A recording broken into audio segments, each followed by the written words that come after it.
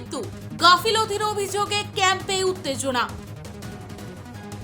শিলিগুড়ি সংলগ্ন ফুলবাড়ির 12 নম্বর ব্যাটালিয়ন ক্যাম্পে প্রশিক্ষণ চলাকালীন এক সিভিক ভলান্টিয়ারের মৃত্যুকে কেন্দ্র করে উত্তেজনা ছড়িয়েছে এলাকায়।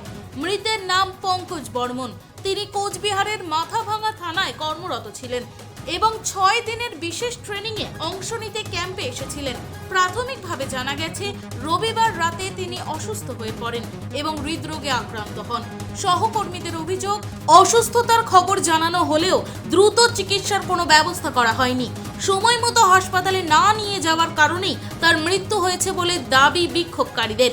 সোমবার সকালে অন্যান্য প্রশিক্ষণরত সিভিক ভলান্টিয়াররা বিক্ষোভে সামিল হন। তাদের অভিযোগ, ক্যাম্পে পর্যাপ্ত চিকিৎসা ও জরুরি পরিষেবার অভাব রয়েছে।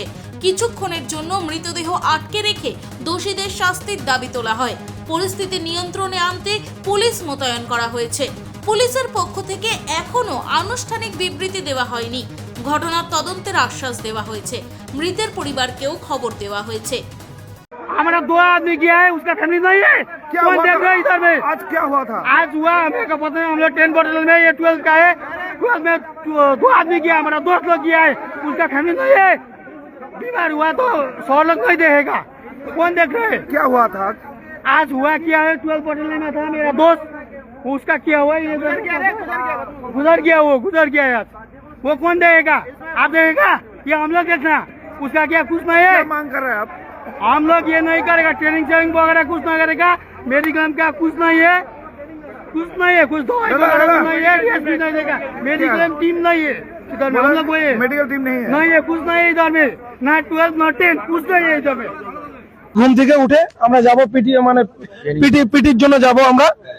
তখন আমরা যাচ্ছিলাম, তখন দেখি হঠাৎ দেখি রুমে চিল্লাচিল্লি হচ্ছে। তো তারপরে সবাই ওখানে যা দেখি যে 10 নম্বর রুমে একটা আমাদের সিভিক ভাই বন্ধু মাথাভাঙা থানার সে পরলোক গমন করেছে। তারপরে আমরা তার জন্য সবাই ছুটে ওখানে আসি। আসার পরে এখন দেখি যে সত্যি আর উনি আর বেঁচে নেই। আর এখানে মেডিক্লেমের কোনো টিম নেই, একটা গাড়ি নেই। তারপরে সেই মারা যাওয়ার পরে মিটিং এ আমরা যখন ওখানে জড়সড় হলাম, তারপরে 1.5-2 ঘন্টা পরে গাড়ি আসলো, অ্যাম্বুলেন্স আসলো, যার জন্য এখানে সবাই জমায়েত হয়েছে। আর এত অল্প টাকায় সিভিকরা কিভাবে চলবে, তাদের সংসার চালাবে? মাত্র তারা 10,000 টাকা পায়, শুধু 1,000 টাকা তাদের বাড়িয়েছে।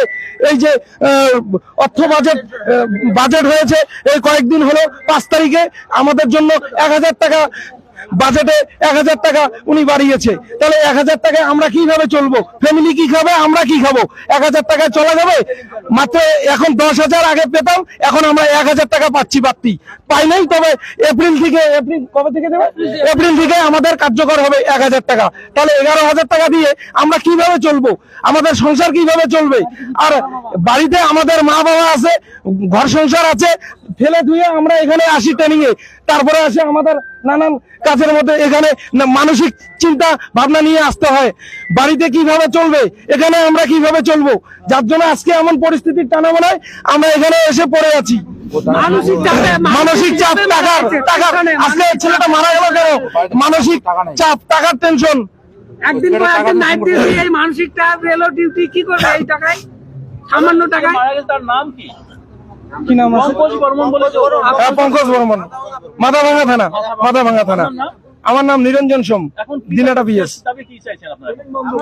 আমরা চাচ্ছি উদ্যতন কর্তৃপক্ষ নর্থ বেঙ্গল আজি হিসেবে আসুক, আমাদের সমস্যা জানুক, জানার পরে ওনার ফ্যামিলি আসে তারপরে নিয়ে যাবে ডেড বডি। এখন মারাই গেছেন, এখন আর নিয়ে যে কি হবে?